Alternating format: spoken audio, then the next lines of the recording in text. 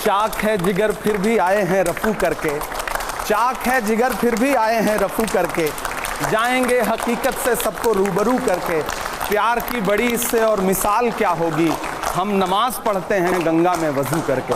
स्वागत है, आइए। इमरान जी हमारे 5 एडिटर्स यहाँ पर हैं। राजगोपालन जी हमारे साथ हैं, विनोद शर्मा जी हमारे साथ हैं, राशिद किदवई जी हमारे साथ हैं, राम गोपाल जी हमारे साथ हैं और राम कृपाल जी हमारे साथ हैं और कार्तिकेय शर्मा हमारे साथ हैं। आपका जोरदार स्वागत। और सबसे पहले तो मैं आपसे ये पूछना चाहूंगा कि जिन मंचों पर आप सुपरस्टार हो चुके थे, वहां बड़े बड़े शायर कहते थे और सलाह देते थे कि आप क्या मुझको नवाजेंगे जनाबे आली, सल्तनत तक मेरे इनाम में बिक जाती है। वो सियासत का इलाका है, उधर मत जाना, आबरू कूचाए बदनाम में बिक जाती है। गजल के मन से मना किया जाता है कि सियासत में मत जाना, और आप फिर भी आ गए। हाँ, ये मेरी हिम्मत थी और मुझे ऐसा लगता है कि इलाहाबाद विश्वविद्यालय की पढ़ाई जो है वो आपको वो तेवर सिखाती है कि आप समाज को अगर बदलना चाहते हैं तो हर उस फील्ड में जा कर के खुद को आजमाइए जहां से आपको लगता है कि समाज को कंट्रोल किया जा रहा है, देश को कंट्रोल किया जा रहा है। मुझे एक वक्त के बाद लगा कि मंच अब जब मंच ही कंट्रोल हो रहा है तो फिर वहां चलो जहां से मंच कंट्रोल हो रहा है, जहां से कलम को कंट्रोल किया जा रहा है। तो मैंने बुद्धिसेन शर्मा जी को कभी सुना था, उनका एक शेर था कि दिए बुझाती शोलों को भड़काती है, आंधी को भी दुनियादारी आती है, यार सियासत की गलियों में मत जाना, नागन अपने बच्चों को खा जाती है। हम इलाहाबाद में उनका एक शेर ये भी सुन रहे थे तो हम राहत इंदौरी को भी सुन रहे थे कि यारों के भी दांत बहुत जहरीले हैं, तो हमको भी सांपों का मंतर आता है। तो हमने सोचा चलते हैं और मंतर आजमाते हैं, तो सियासत की दुनिया में आ गया।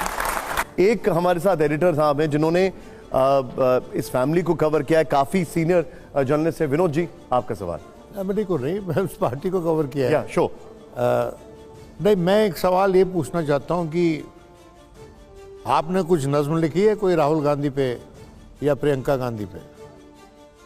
नज्म मतलब मैंने 4 मिसरे लिखे हैं, मैं भारत जोड़ो यात्रा के दौरान मैंने नज्म लिखी। सवाल नहीं, मैं इंतजार कर रहा हूँ कि वो सुनाए, उसके बाद मैं अपना सवाल पूछूंगा। मैंने 4 मिसरे कहे थे। मैं तरन्नुम में सुनाऊं या तहत में सुनाऊं? तरन्नुम में सुनाओ। तरन्नुम में सुनाना। खौफ नहीं जिसे मुरझाने का, मैं उस गुल के साथ खड़ा हूं।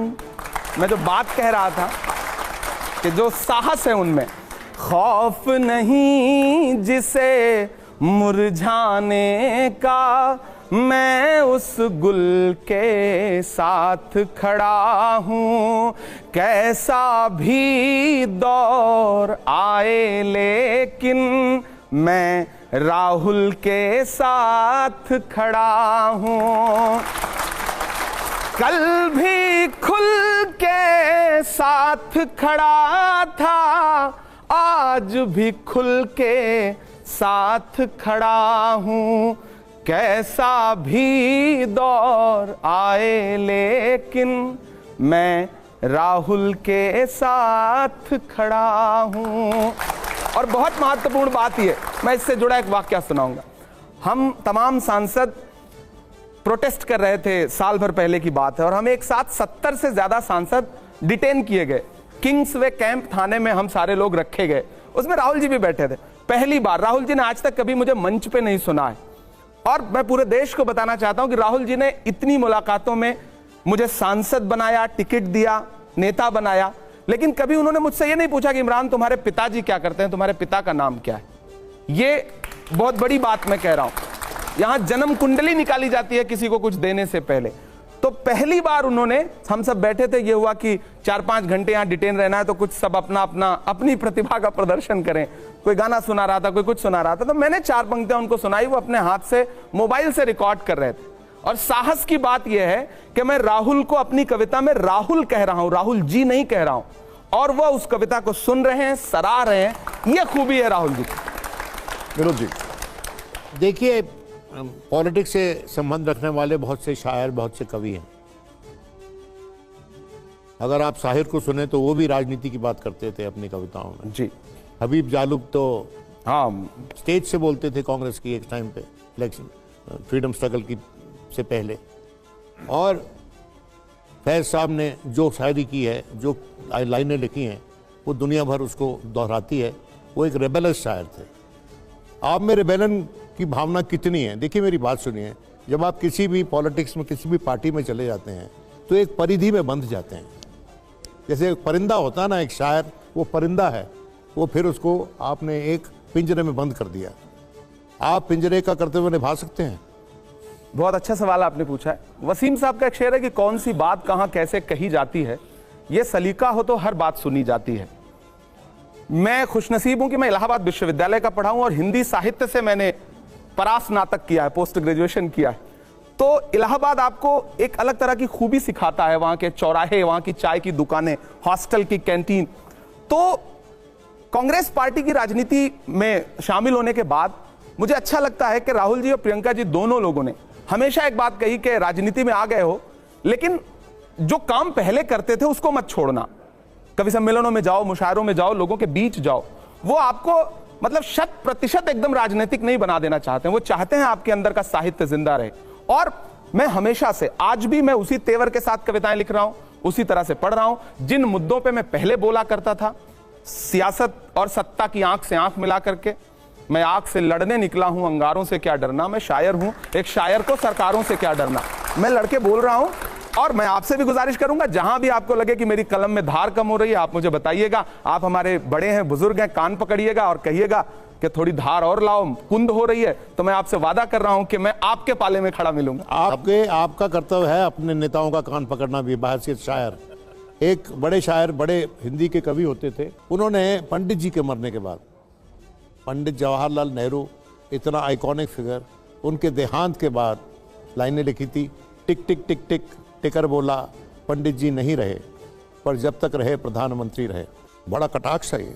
आपका उस पर रिएक्शन?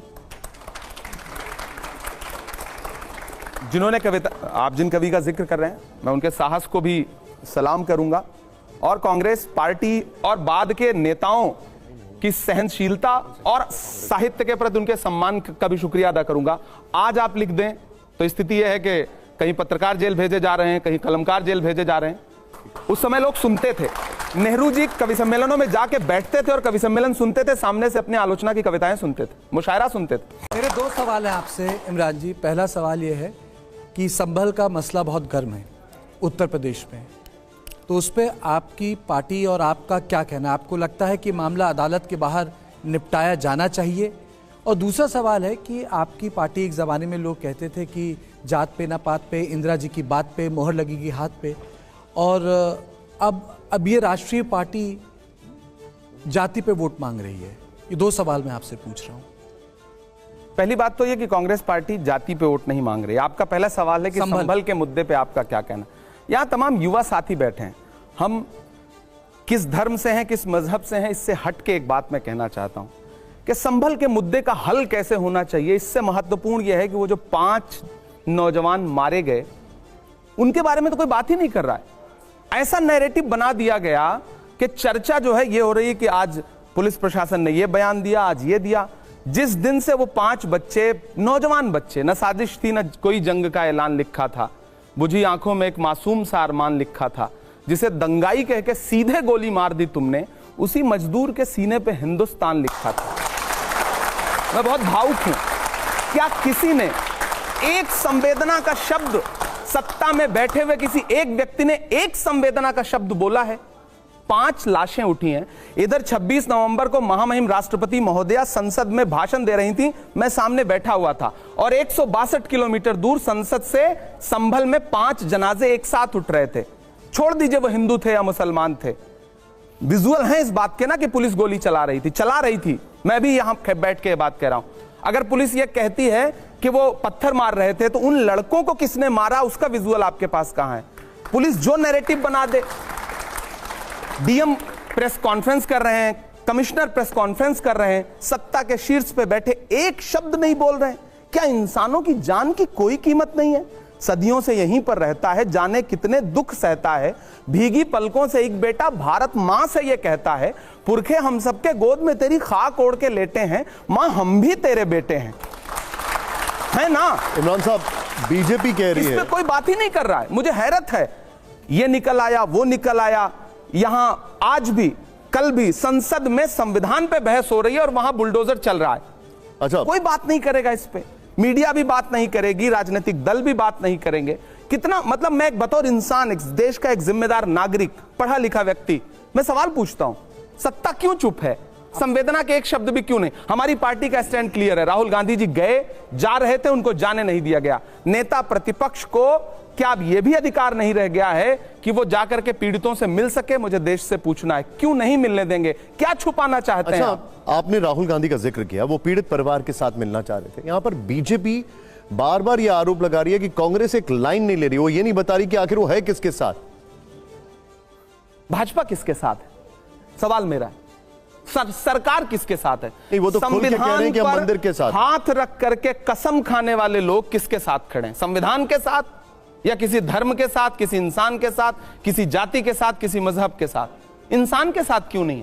पीड़ितों के साथ क्यों नहीं? योगी जी कह रहे हैं खुलकर कि अगर वहां पर विष्णु का 10वां अवतार होगा तो हम वहां पर उसी के साथ हैं। अवतार हो, उससे किसको इनकार हो सकता है? भगवान का अस्तित्व सब स्वीकार करते हैं, लेकिन इंसान का अस्तित्व भी तो स्वीकार करिए सत्ताधीश महोदय। ठीक है, राशिद साहब। इमरान साहब, आप एक बहुत ही लोकप्रिय शायर हैं। आपने राजनीति में कुछ चुनौतियां देखते हुए आप उसमें सामने आए और आप उसको, कांग्रेस ने आपको राज्यसभा में महाराष्ट्र से आपको लेके आई। लेकिन क्या वजह है कि आपने मोहब्बत की दुकान शामिल करी, मोहब्बत की दुकान में आप शामिल हुए और उस बात को आपने आगे बढ़ाया, लेकिन जब बटेंगे तो कटेंगे की बात आई महाराष्ट्र में और एक है सेफ है, वहाँ जो कांग्रेस का पूरा ये जो मोहब्बत की दुकान थी वो एक तरीके से बैठ गई, फ्लॉप हो गई। आप एक लोगों के बीच में जाते हैं, आपने वहाँ सभाएं भी की थी, लोग भी आए थे, क्या वजह आपको नजर आती है कि आपकी दुकान नहीं चली और बटेंगे वो कटेंगे वो चल गया? बहुत शुक्रिया रशीद किदवई साहब, बहुत सीनियर हैं, कई बड़ी किताबें लिखी हैं उन्होंने, राजनीति के बड़े जानकार हैं। देखिए, मैं आया, मोहब्बत की दुकान में शामिल हुआ, मैं खुद को खुशनसीब समझता हूं कि मैं नफरत की दुकान में शामिल नहीं हुआ, और किसी को भी नफरत की दुकान की तरफ नहीं जाना चाहिए, वो राजनीति हो या कोई भी क्षेत्र हो। मैं मोहब्बत की दुकान की तरफ शामिल हुआ।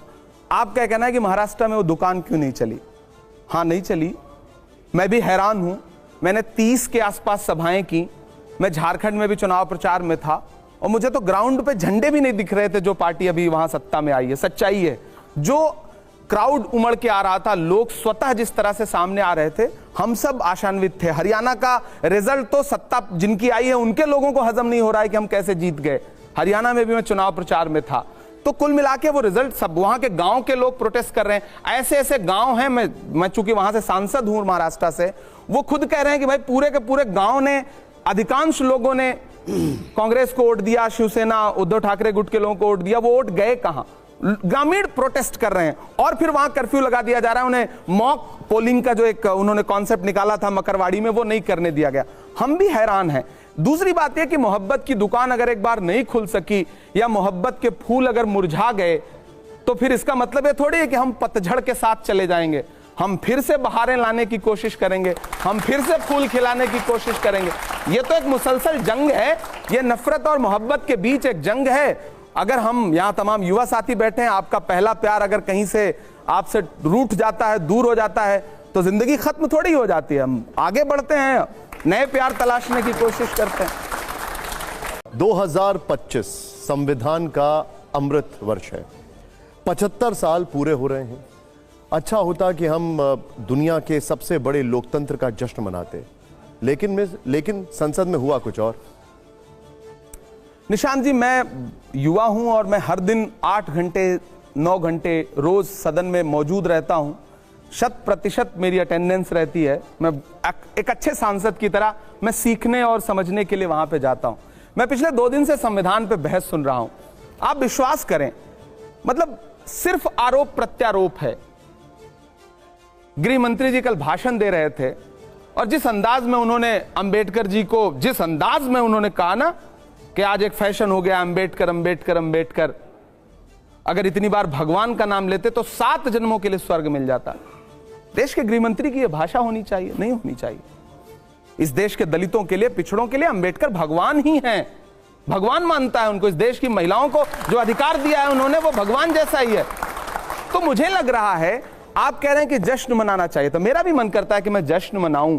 मेरा भी मन करता। 75 वर्ष हम लेके आए थे संविधान को, कांग्रेस पार्टी संविधान लेके आई थी। आप अंदाजा लगाइए कि पंडित नेहरू को 1947 में जो देश मिला था, वहां से उठा करके देश को कहां लेकर के आए। आज आप उन पुरखों को कोसते हैं। एक मिनट, क्या ये अच्छा है? थोड़ा आपको बीच में रोक रहा हूं। इमरान जी, इसके आगे एक मिनट, इसके आगे उन्होंने जो कहा गृह मंत्री ने, सिर्फ उन्हीं का मतलब, इसके आगे बिल्कुल सारे लोग, तो मैं सबका जिक्र कर रहा हूं। इसके आगे गृह मंत्री जी ने यह भी कहा कि ऐसी क्या हो गया था कि अंबेडकर जी को नेहरू जी की कैबिनेट छोड़ के जाना पड़ा। इसके आगे भी तो उन्होंने बहुत कुछ कहा। वो चीजें इग्नोर हो जाती हैं और खाली इस चीज को पकड़ लिया जाता है। सिर्फ आरोप प्रत्यारोप के अलावा क्या उन्होंने एक बार भी प्रशंसा की नेहरू जी की? क्या एक बार भी प्रशंसा की उन्होंने मौलाना आजाद की? क्या एक बार भी उन्होंने प्रशंसा की महात्मा गांधी की? क्या एक बार भी प्रशंसा की स्वतंत्रता संग्राम से जुड़े हुए लोगों की? उन्होंने खुलकर कहा कि उनको सभी को एक साथ देखना चाहिए, अंबेडकर जी को किसी एक दल की तरह नहीं देखना चाहिए। सिर्फ अंबेडकर जी, देखिए, जब भाजपा नारा महापुरुषों का भाजपा एकता का नारा लगाती है, तो उसमें क्या उसके जो एकता का नारा है उसमें अल्पसंख्यक हैं कहीं? मेरा सवाल है। और जब अल्पसंख्यकों की बात होती है तो मैं तो सरकार से पूछना चाहता हूं कि आपको रतन टाटा नहीं चाहिए? एक मिनट, उनका ये कहना है। मेरा ये पूरा कर लेने दें। क्या भाजपा को अगर सिर्फ बहुसंख्यक वाली बात करनी है तो क्या उन्हें रतन टाटा नहीं चाहिए? क्या उन्हें कलाम साहब नहीं चाहिए? क्या उन्हें जॉर्ज फर्नांडिस नहीं चाहिए? क्या उन्हें होमी जहांगीर भाभा नहीं चाहिए? कलाम साहब का नाम किसने प्रपोज किया था? नहीं, कलाम साहब का नाम किसने कलाम साहब भी उसी समुदाय से आते हैं जिनको लेकर के आप जो भाषण देते हैं। कलाम साहब का नाम किसने प्रपोज किया था? हम अब एक मिनट आगे, एक मिनट जी। क्या नरसिम्हा राव मदन मोहन मालवीय को भारत रत्न नहीं मिला? क्या सरदार पटेल की स्टैचू नहीं बनी? निशांत जी, आपको लगता नहीं कि अटल बिहारी वाजपेयी जी और नरेंद्र मोदी जी में जमीन आसमान का अंतर? मैं नरसिम्हा राव मदन मोहन मालवीय की बात कर रहा हूं। आपको अंतर नहीं। आपने कहा ना किसने नाम प्रपोज किया था? नाम प्रपोज किया था उस दौर में अटल बिहारी। आपको लगता है कि यह भाजपा अटल बिहारी वाजपेयी जी की भाजपा है? आपको लगता है? समाजवादी में अगर आपको लगता है तो फिर आप गलत सोच रहे हैं। ये अटल बिहारी वाजपेयी जी की भाजपा नहीं है। नहीं, ये तो हम सेलेक्टिव होके देख रहे हैं। राम कृपाल जी, हाँ। इमरान जी, बहुत अच्छा लगा आपको, मैं सुनता रहा हूं पहले भी। धन्यवाद। एक मेरा बेसिक सवाल है कि जब से आप बात कर रहे हैं तो इस समय जो सत्ता पक्ष है सारी उसकी बुराइयां गिनाते गए और राहुल जी और प्रियंका जी की आपने बहुत तारीफ की। मैं मानता हूं और आपकी किसी बात से मैं ऐतराज नहीं कर रहा हूं। मेरा यह सवाल है कि इलेक्शन दर इलेक्शन आप अगर राजनीति में हैं तो कोई लक्ष्य होगा। पहली बात तो मैंने कई नेताओं से, कांग्रेस के वरिष्ठ नेताओं से पूछा कि आपका लक्ष्य क्या है। जैसे इंदिरा गांधी कहती थी कि सत्ता में पहुंचना है। दिग्विजय सिंह से मैंने पूछा तो उन्होंने कहा कि हमारा लक्ष्य बीजेपी को हराना है। एक और जयराम रमेश से मैंने पूछा, उन्होंने कहा बीजेपी को हराना है। तो पहली बार तो मैं आपके मुंह से सुनना चाहता हूं कि राहुल और प्रियंका जी का लक्ष्य क्या है, और अगर लक्ष्य हराना है तो मैं ये पूछ रहा हूं कि बार बार आप इसमें फेल क्यों होते हैं? तो एक चीज रणनीति की गलती है या आप जनता का विश्वास नहीं जीत पा रहे हैं? कोई कमी तो होगी आप लोगों में ना। ठीक है सर, कि जिसका कारण आप बराबर विफल हो रहे हैं। ठीक है, बहुत अच्छा सवाल है आपका। मैं बचपन में मुनव्वर राना का एक शेर सुना करता था कि शरीफ इंसान क्यों आखिर इलेक्शन हार जाता है। किताबों में तो ये लिखा है रावण हार जाता है। हाँ, हम इलेक्शन हार जा रहे हैं। लक्ष्य, मुझे लगता है कि राजनीति में आने के बाद सिर्फ एक लक्ष्य नहीं होता है। बड़े नेता का तो बिल्कुल एक लक्ष्य नहीं होता है। राहुल गांधी जी का लक्ष्य जो है, जो मैं समझ पाया हूं, यह सवाल पूछना भी मुझे लगता है कि समीचीन नहीं था, मैंने उनसे कभी पूछा भी नहीं, लेकिन राहुल जी का, प्रियंका जी का, सोनिया जी का, मल्लिकार्जुन खड़गे जी का, मुझे लगता है हर राजनीतिक दल का और हर शीर्ष नेतृत्व का एक लक्ष्य होना चाहिए। जो संविधान है देश में, उस संविधान को बचाना और उस संविधान के मुताबिक सत्ता को चलाना। सबसे बड़ा लक्ष्य होना चाहिए। हाँ, यह सही है कि जब तक जीतोगे नहीं, सत्ता में आओगे नहीं, संविधान को इंप्लीमेंट कैसे कर पाओगे। लेकिन इसीलिए उस संविधान ने एक प्रारूप भी रखा है ना कि अगर आप सत्ता में नहीं और विपक्ष में है तब भी आप मजबूती से लड़ाई लड़ सकते हैं। आज हालत यह हुई कि हम जब सुबह बाबा साहब अंबेडकर का नाम लेकर के प्रोटेस्ट कर रहे थे तो 2 बजे तक के लिए हाउस को एडजर्न करना पड़ा। ये विपक्ष की ताकत है और विपक्ष इस बार इतना मजबूत है कि कल 1 नेशन 1 इलेक्शन उन्होंने इंट्रोड्यूस किया और तुरंत उसे जेपीसी को भेजना पड़ रहा है। तो विपक्ष मजबूत होना चाहिए।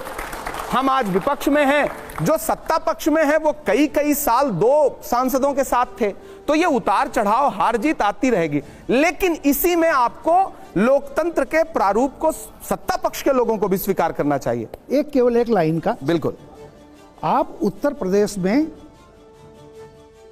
एनडी तिवारी आखिरी मुख्यमंत्री थे, ये बात 1990 की है।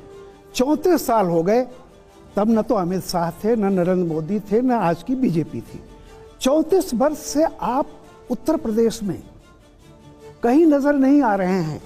इसके लिए आपने सोचा, आज की मौजूदा सत्ता तो मैं मान ले रहा हूं तमाम चीजें होंगी, ठीक है, लेकिन 34 साल से आप उत्तर प्रदेश में नहीं है। हम वहां सत्ता में नहीं है, हम ये बात को स्वीकार करते हैं। और कमियां तो जाहिर सी बात है, हम अगर सत्ता में नहीं है, हम राजनीतिक तौर पे बहुत ज्यादा सत्ता के करीब नहीं है, तो कमियां तो रही हैं, बुजुर्गों से होती हुई यहां तक आई हैं, उसे सुधारना है। लेकिन हम आपको यह आश्वस्त करते हैं, हाथरस हो, संभल हो, किसी भी पीड़ित परिवार हो, बिजनौर हो, मुजफ्फरनगर हो, आप जब भी नजर उठा के देखेंगे तो आप ये पाएंगे कि राहुल जी हो, प्रियंका जी हो, जब भी जरूरत पड़ी है ये लोग पीड़ितों के साथ वहां जरूर खड़े नजर आए।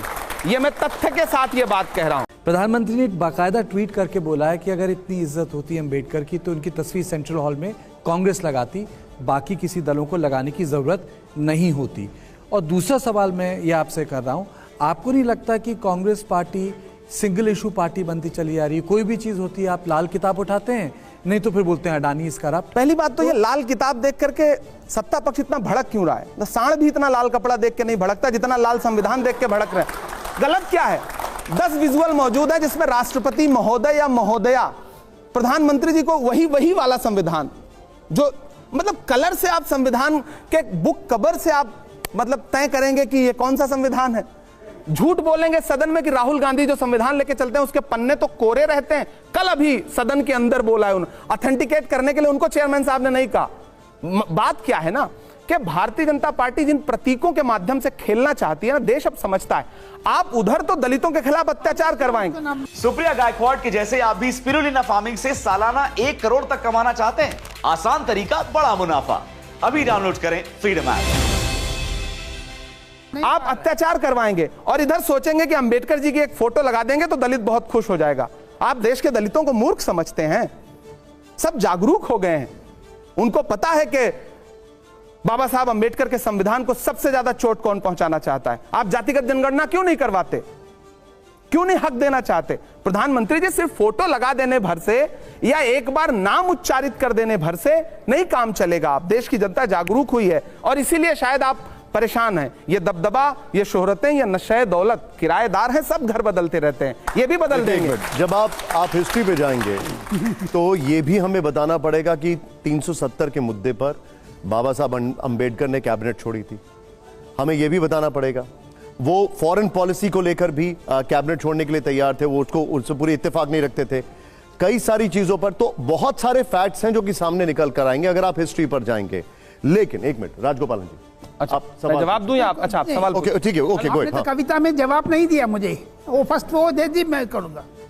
वो कविता में आपसे जवाब लेना चाह रहे हैं। सर मैं देखिए इसके बाद मैं निशांत जी से अनुरोध करूंगा कि एक आध दिन अलग से हम आप बैठे हैं, मैं आप सबको घर पे चाय पे बुलाऊंगा और खूब सारी कविताएं। आपकी पॉपुलैरिटी है, मजबूरी है कि मैं मैंने आपसे इमरान साहब आप निशांत जी कह रहे थे कि इतिहास में जाएंगे जी, तो इतिहास में जाएंगे तो आपको कल गृह मंत्री जी भाषण देते देते बोले हिंदू कोड बिल लाए।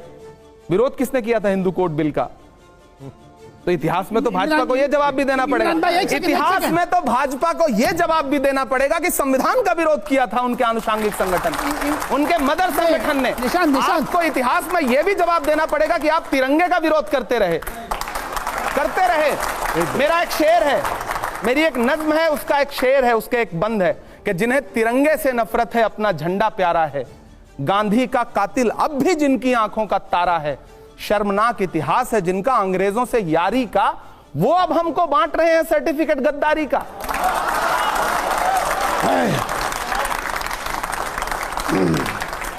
इमरान जी, बहुत अच्छे अंदाज में आपने वर्तमान सत्ता की बखिया उधेड़ी है और समाज की जो समस्याएं हैं। तो कांग्रेस पार्टी ने समस्याएं तो गिनाई, विकल्प क्यों नहीं बन पा रही है, इसका एक मैं जवाब दे रहा हूं, एक सवाल पूछ रहा हूं एक शेर के माध्यम से, जो स्वागत है। यह है कि आप थोड़ा सा ध्यान दीजिए। सुना है लूट लिया है किसी को रहबर ने, यह वाकया तो आपकी दास्तां से मिलता है। इसलिए कि शरद पवार से लेकर के ममता बनर्जी, और अभी आप कह रहे थे कि नई संसद क्यों बनाई, कल ही उमर अब्दुल्ला ने कहा है कि बहुत अच्छा काम किया है नई संसद बना के मोदी ने, ये अखबारों में भी आया है। वहां से लेके ममता बनर्जी सारे ये जो आपके सहयोगी हैं, यही वो रहबर तो नहीं है मेरा। नहीं, देखिए सर, सबसे पहली बात ये कि बहुत सारे मुद्दे हैं कि जिस पर हमारे सहयोगी दल जरूरी नहीं कि मतलब हमारे जैसी ही राय रखते हो, लेकिन जब बड़ा कॉज सामने होता है, जब बड़ी बात सामने होती है, तो उस मुद्दे पर आपको एकजुट दिखते हैं। मुझे बताइए, क्या भाजपा गठबंधन के सारे लोग एक जैसा दिखते हैं? मैं सुनिए, मैं एक सिर्फ उदाहरण दूंगा। उत्तर प्रदेश में एक नेता है ओम प्रकाश राजभर, उनके भाषण सुने हैं आपने नरेंद्र मोदी जी के बारे में? वो भाजपा के गठबंधन में इन दिनों। जीतन राम मांझी दी भाजपा की कैबिनेट में, नरेंद्र मोदी जी की कैबिनेट में है। भगवान श्री राम को लेकर, मर्यादा पुरुषोत्तम राम जी को लेकर के उनके वक्तव्य सुने हैं आपने? भाजपा ऑफिशियल स्टेटमेंट जारी करके बताए कि क्या वो मांझी के बयान से सहमत है? नहीं, बिल्कुल सही है। आप बगले झांकने लगेगी भाजपा। होता क्या है ना कि आप बहुत सारे मुद्दों पे, आपकी राज्य की जो राजनीति है और सेंटर की जो राजनीति है, दोनों के मुद्दे अलग हैं। कुछ मुद्दे ऐसे होते हैं जिसपे आप सेंट्रल पॉलिटिक्स करने वालों से हो सकता है थोड़े से असहमत हो, लेकिन यही तो अच्छी बात है ना। यहां बैठे हुए बहुत सारे लोग हैं जो मुझसे, मेरी बातों से हो सकता है असहमत हो, लेकिन जब मैं अच्छी बात बोल रहा हूं तो ये ताली बजा रहे हैं, समर्थन कर रहे हैं। दरअसल इतनी ही उदार होनी चाहिए राजनीति। हां, हम जीते नहीं, लेकिन यह भी सच है कि 2024 के चुनाव में 400 पार का नारा लगाने वाले लोग 240 पे आके अटक गए, और ये अटकना ही है कि आज संविधान के 75 सालों का जश्न मन रहा है, वरना जश्न न मन रहा होता, कई अमेंडमेंट अब तक हो रहे होते। और ये जो आज बाबा साहब अंबेडकर को लेकर के अहंकार भरी बात बोलने का साहस आया है, ये भी आया है क्योंकि महाराष्ट्र और हरियाणा येन केन प्रकारेण जीत गए, वरना ये जबान भी ना निकलती, ये भाषा भी ना इस्तेमाल होती। तो राजनीति में होता है, हां, लेकिन फिर भी हम एक मजबूत विपक्ष की तरह लड़ रहे हैं, लड़ते रहेंगे, और इतिहास ये कहेगा जीत हार अपनी जगह है। मैं डरा नहीं, मैं झुका नहीं, कहीं छुप छुपा के खड़ा नहीं। जो डटे हुए हैं महाज पर, मुझे उन सफों में तलाश कर। हम लड़ रहे हैं, राहुल गांधी जी लड़ रहे हैं। इमरान साहब, जी, एक मिनट, राशिद साहब, सर, हाँ please go ahead, Vinod ji. Imran साहब, आप अच्छी बात करते हैं, लेकिन जब हम संसद देखते हैं और बरसों से देख रहे हैं, जो आज की संसद है तात्कालीन, जो आपका पक्ष है जिसके पास वो इंस्टीट्यूशनल मेमोरी है संविधान के बारे में, उससे ज्यादा इंस्टीट्यूशनल मेमोरी तो किसी पार्टी के नहीं है। बिल्कुल सर। लेकिन जब बहस हुई तो हमारे मित्र जो अभी आपको इंगित कर रहे थे, फर्स्ट अमेंडमेंट जो कि प्रोविजनल पार्लियामेंट लाई थी, ये कथन गलत है कि बिना किसी पार्लियामेंट के वो आ गई थी। इट वॉज प्रोविजनल पार्लियामेंट, जो कॉन्स्टिट्यूएंट असेंबली ने अपने आप को प्रोविजनल पार्लियामेंट में तब्दील किया था। और फर्स्ट अमेंडमेंट वॉज अगेंस्ट जमींदारी पता and reasonable restriction on freedom of speech, जो आज तक हैं, किसी ने हटाया नहीं। आप लोग उस वक्त तुरंत जवाब क्यों नहीं देते? अपना पढ़ाया हुआ पाठ खुद ही भूल गए। हाँ, आप अपने इतिहास को भूल गई, आपकी पार्टी, आप क्योंकि अपने इतिहास को भूल गई, इसलिए आपके विपक्षी जो हैं अपने इतिहास को आपके इतिहास में तोप रहे हैं। सर, बहुत अच्छी बात आपने कही, आपका शुक्रिया कि आपने वो चीजें याद दिलाई। मैं मानता हूं, और मैं लगातार थोड़ा निराश भी हूं सदन की कार्रवाई को देख करके। बहुत सारे मुद्दे ऐसे हैं, सच में, मतलब बाहर लोगों को लगता है आज भी देश का एक बड़ा वर्ग है, खेतों में खलिहानों में काम करने वाला, गांव का गरीब मजदूर, उसको लगता है कि हमारी बात अगर संसद में उठ गई तो बहुत बड़ी। मेरे सोशल प्लेटफॉर्म पे लाखों लोग फॉलो करते हैं, उनके इनबॉक्स में मैसेजेस होते हैं, भैया हमारा मुद्दा उठा दो पार्लियामेंट में, हमारा मुद्दा उठा दो। हालत यह है कि इस पूरे सत्र में 0 आवर लगाते रहे, स्पेशल मेंशन लगाते रहे, मैं एक शब्द नहीं बोल पाया हूं पूरे पार्लियामेंट में। क्यों? क्योंकि संसद चली ही नहीं।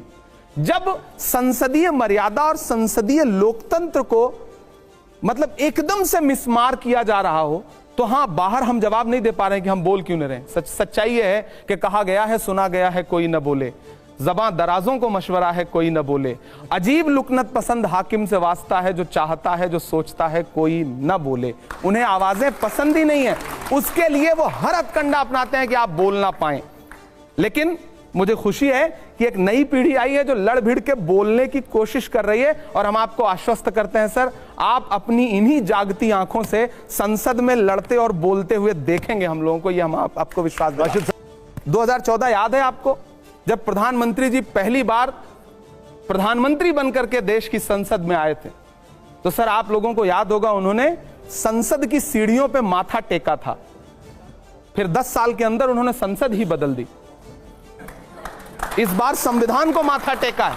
अगर संविधान को खतरा नहीं है तो मुझे खुल के बताए भाजपा ना, लल्लू सिंह पर, ज्योति मिर्धा पर, अनंत हेगड़े पर, अरुण गोविल पर क्या कार्रवाई किया? खुल के कह रहे थे ना कि हमें बहुमत दीजिए, हमें संविधान बदलना है। क्यों बदलना चाहते हैं आप संविधान? एक मिनट, क्यों बदल, वो सवाल उठता है ना। कोई कार्रवाई नहीं की उन्होंने। बार बार अभी जो उनका एक पॉइंट ऑफ व्यू है वो ये है कि 16 साल में हमने 22 बार संशोधन किया और आप लोगों ने तो 75 बार किया, हमने तो कभी नहीं कहा ये सब। आप ये 22 बार में बार बार आपने एक यहां पर लाइन सेट कर दी है कि देश खतरे में है, संविधान खतरे में है। नहीं, खतरे में अगर नहीं है तो मैं पूछ तो रहा हूं ना कि आपने उन 4 नेताओं, जो चारों बड़े नेता, अनंत हेगड़े उनके बड़े नेता हैं, लल्लू सिंह फैजाबाद अयोध्या से सांसद थे, वो हार गए, उनका भाषण सुनिए आप। अरुण गोविल, जिनको मुंबई से ला करके मेरठ से चुनाव लड़ाया गया, उन्होंने कहा, क्यों कहा था? क्या कभी नरेंद्र मोदी जी ने, जेपी नड्डा जी ने, अमित शाह जी ने उन अपने नेताओं को बुला के कहा कि आपने क्यों कहा यह बात कि हमें संविधान बदल? हम क्यों ना कहें कि खतरे में है? खतरे में नहीं है।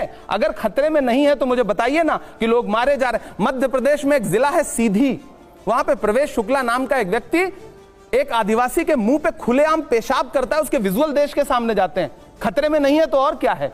ये खतरा ही तो है। खतरा और क्या होता है? अगर लोग खतरे में हैं, नागरिक खतरे में हैं, तो खतरा ही तो है ना। अगर आनुषंगिक संगठन भारतीय जनता पार्टी के खुलेआम जिस भाषा का इस्तेमाल करते हैं, प्रधानमंत्री जी एक शब्द बोलते हैं उस पे, आप मुझे बताइए ना। मैं बहुत नेता बन के बात नहीं कर रहा हूं, मैं एक साहित्यकार और एक इंसान बन के बात कर रहा हूं। अगर आप ये नेता, जिस राहुल गांधी जी, सिर्फ एक बात कर रहा हूं, मुझे एक बात पूरी कर ले। राहुल गांधी जी संभल के पीड़ितों से मिलते हैं, संविधान की शपथ लेने वाले गिरिराज सिंह उस फोटो को शेयर करते हुए लिखते हैं कि मीटिंग जिहाद। मैं देश के सभ्य लोगों से पूछना चाहता हूं, किसी पीड़ित से मिलने का मतलब आप लिखेंगे कि मीटिंग? आप कौन सी भाषा का इस्तेमाल कर रहे हैं? देखिए, क्या प्रधानमंत्री जी को यह बात पता नहीं चलती है? आप जो जिक्र कर रहे हैं, आप कौन सी राजनीति कर रहे हैं? आपने जो जिक्र किया, उनका काउंटर यहां पर यह आता है कि संविधान खतरे में था जब इमरजेंसी हुई थी, संविधान खतरे में था जब 84 हुआ था, उसको लेकर तब संविधान खतरे में था। आप उसको कैसे भूल जाते? देखिए, इंदिरा गांधी जी ने एक गलती की थी, अपने एक पीए या पीएस जो भी रहे हो, यशपाल जी उनका आप सब जानते होंगे, मेरी उम्र कम है, उनका इस्तेमाल किया था, उस बुनियाद पर उनकी सदस्यता खत्म कर दीजिए गई। यहां तो भाजपा पूरी मशीनरी, पूरा सिस्टम इस्तेमाल कर रही है। प्रधानमंत्री जी को तो एक सेकंड पर इमरजेंसी की बात कर रहा हूं। मैं ये जो अघोषित इमरजेंसी है, इस पे बात क्यों नहीं कर रहे हैं? पिछले 10 साल से देश में अघोषित आपातकाल है, और इंदिरा जी का साहस देखिए, कांग्रेस पार्टी का साहस देखिए, माफी मांगी ना, ये कहा कि हां ठीक है गलती हुई थी। राहुल गांधी जी ने कहा, बीजेपी कहती है, भाजपा कभी कहती है कि हमने जो अघोषित आपातकाल लगाया है, जो इस पे माफी मांग रहे हैं। मौलिक अधिकार छीन ले, उसके पास कोई नैतिक अधिकार ही नहीं है कहने का कि संविधान खतरे में। जिसने इस देश के नागरिकों को मौलिक अधिकार देने की वकालत की लड़ाई लड़ी और दिया, तब तो नेहरू जी के सामने मतलब भारतीय जनता पार्टी का कोई वजूद था नहीं था ना। फिर भी नेहरू जी ने क्या बड़ा दिल रहा होगा नेहरू जी का, कभी सोचिए ना आप। और मैं तो अक्सर कहता हूं कि पुरानी संसद बदली क्यों उन्होंने, कभी सोचा आपने? जब वो सेंट्रल हॉल जाने के लिए अंदर जाते हैं, रशीद साहब, विनोद जी, आपने देखा होगा, तो नेहरू जी की एक आदम कद मूर्ति लगी है। मुझे लग रहा है कि जब भी गुजरते रहे होंगे ना, तो नेहरू का कद असल वाला समझ में आता रहा होगा, तो उनको लगा होगा कि बदल दो। यहां पर मैं तस्वीरें दिखाऊंगा, आपको यहां खड़ा होना है, आपको यहां खड़ा होना है। यहां पर मैं तस्वीर दिखाऊंगा और आपको एक चुनना है उसमें। इमरान साहब थोड़ा सा आपको अंदर आना पड़ेगा और इसमें आपको चूज करना ही पड़ेगा। यह हमारा आपसे रिक्वेस्ट है, बचने का रास्ता नहीं है। और जोरदार तालियां हर सवाल पर। आप लोग तैयार हैं रैपिड फायर के लिए? तैयार हैं? ओके, चलिए शुरू करते हैं रैपिड फायर राउंड का। हमारा पहला सवाल दिखाइए जरा। पहला सवाल है, उत्तर प्रदेश में लोकप्रिय कौन, राहुल गांधी जी या अखिलेश यादव जी? सबसे पहली बात तो है कि आप राहुल जी को सिर्फ उत्तर प्रदेश तक सीमित नहीं कर सकते। राहुल जी राष्ट्रीय नेता हैं।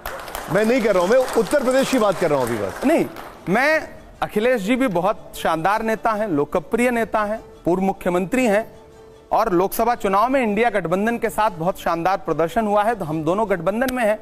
तो मुझे लगता है कभी कभी कि ऐसी परिस्थिति आप किसी के सामने क्यों लाते हैं कि दो भाई उसके सामने खड़ा कर दें कि भैया इसमें से बताओ इसके अंदर ज्यादा प्रतिभा है। राहुल जी राष्ट्रीय स्तर पर राजनीति कर रहे हैं और अखिलेश जी हर इंटरव्यू में आपके चैनलों पे भी शायद बोल चुके हैं कि मेरा लक्ष्य जो है उत्तर प्रदेश की राजनीति है।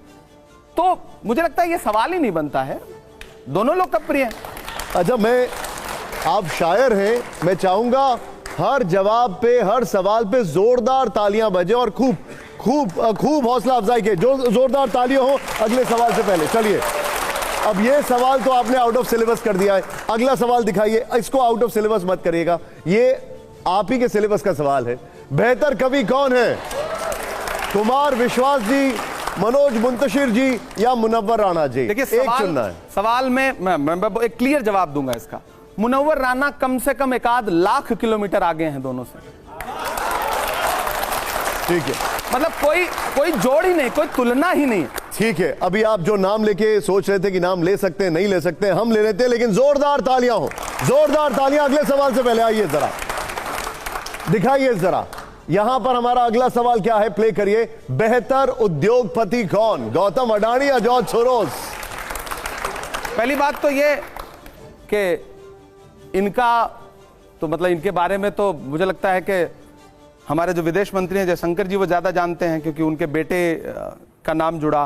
कई भाजपा के सहयोगियों के साथ सहयोगी ऐसे हैं जिन्होंने इनके फाउंडेशन से वो लिया है, फंड लिया है। वो बहुत अच्छे उद्योगपति हैं क्योंकि उन्हें पता है कि सरकार से कैसे काम लेना है और सरकार को अपना बना के कैसे रखना है।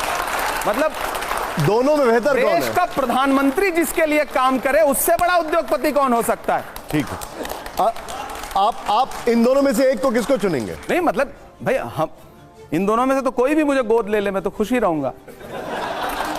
ठीक है, हमारा अगला सवाल जरा प्ले करिए। अगला सवाल जो है उसके लिए जोरदार तालियां हो पहले। बेहतर नेता कौन, अतीक अहमद या मुख्तार अंसारी? दोनों जनप्रतिनिधि रहे हैं, ये कई बार के विधायक रहे हैं, वो कई बार के सांसद रहे हैं और मैं जिस क्षेत्र में इलाहाबाद विश्वविद्यालय में पढ़ता था वो फूलपुर से सांसद थे, तो दोनों हैं नहीं। तो मुझे लगता है कि दोनों अपने अपने क्षेत्र में बतौर जनप्रतिनिधि, एक तो चुनिए आप। नहीं, एक को मैंने कहा ना कि मैं इस पे मैंने चूंकि मैं उस क्षेत्र में रहता था तो बहुत सारे लोग ऐसे हैं जो जिनको उनसे फायदा हुआ होगा, नुकसान हुआ होगा। दोनों की छवि अलग अलग तरीके से अलग अलग दुनिया में गढ़ी गई है।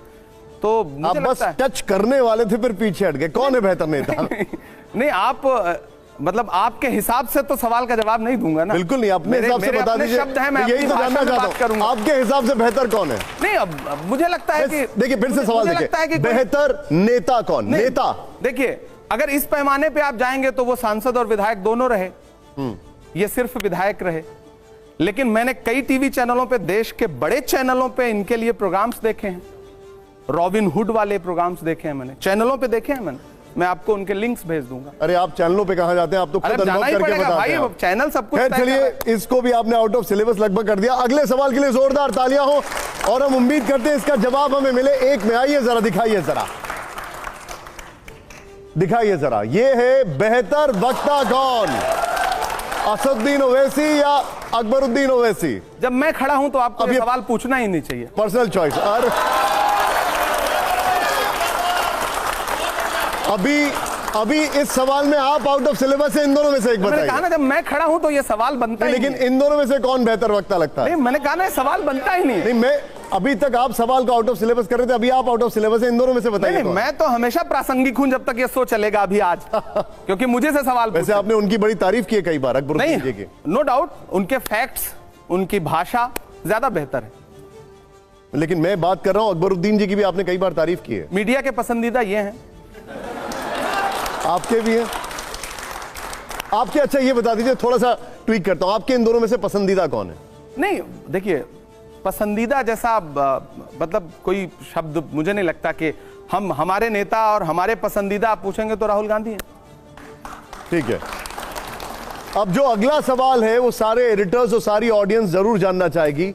जोरदार तालियों के साथ हमारा अगला सवाल पेश करिए जरा, दिखाइए जरा, दिखाइए। हमारा अगला सवाल है, सदन का बेहतर संचालक कौन, धनखड़ साहब या ओम बिरला जी? आपने पहली बार मुंह मोड़ा है। मैं पहली बार, देखिए एक्चुअली मैं सदन का सदस्य आप क्रिकेट खेलते थे क्या? मैं, हाँ क्रिकेट तो आप डक बहुत कर रहे हैं, मैं देख। नहीं, मैं मतलब मुझे लगता है कि सच बात है कि सदन का संचालन सही से कहीं नहीं हो रहा है, दोनों जगह। लेकिन इन दोनों में से कोई एक तो बता दीजिए।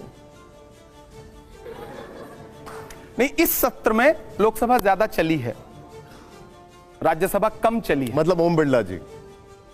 हाँ वही है शायद।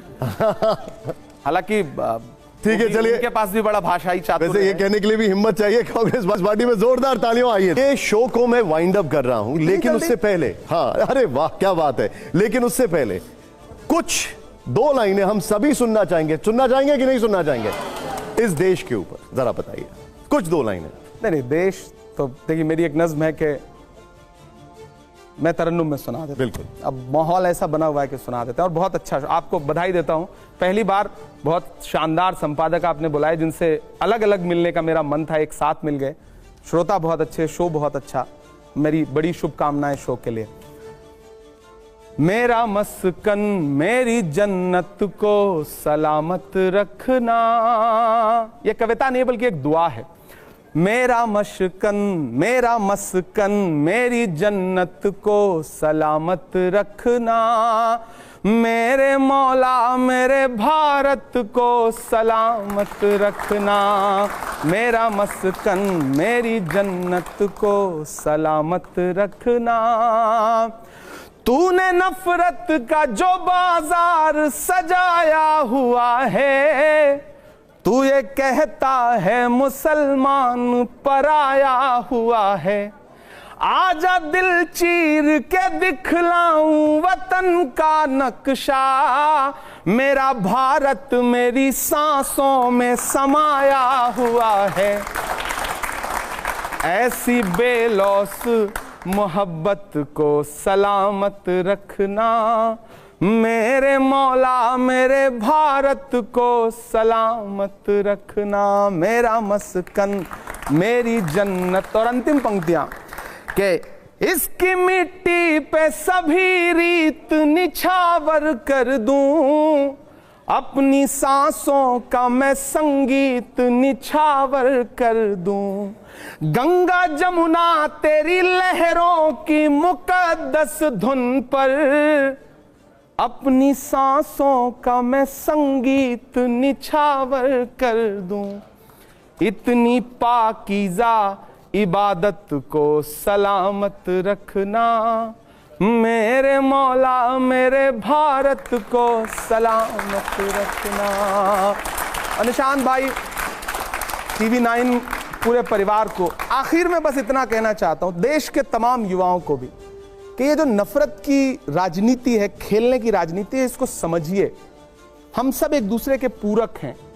तनवीर मेरा एक दोस्त है, उसका एक शेर है कि जरा सी बहस को दंगा बनाया जाएगा, तमाम शहर को लंका बनाया जाएगा। हमें जलाओ ना यारों की वो कपास हैं हम, हमें मिला के तिरंगा बनाया जाएगा। बहुत खूब, बहुत बहुत शुक्रिया। देश का हिस्सा है, मिलजुल के रहते हैं, आगे बढ़ते हैं। राजनीतिक विचारधारा अलग हो सकती है, विचार अलग हो सकते हैं, लड़ना झगड़ना क्यों, सबने मिलकर देश बनाया है, देश को आगे बढ़ा। जोरदार तालियां हो। इमरान साहब बहुत बहुत शुक्रिया, thank you very much, honour to have you, thank you.